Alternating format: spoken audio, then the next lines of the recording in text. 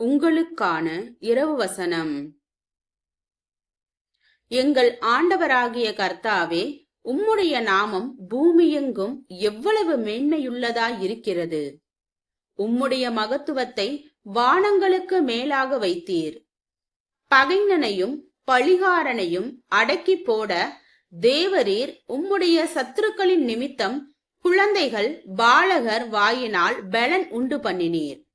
உமது விரல்களின் கிரியையாகிய உம்முடைய வானங்களையும் நீர் ஸ்தாபித்த சந்திரனையும் நட்சத்திரங்களையும் நான் பார்க்கும்போது, மனுஷனை நீர் நினைக்கிறதற்கும் மனுஷகுமாரனை நீர் விசாரிக்கிறதற்கும் அவன் எம்மாத்திரம் என்கிறேன்.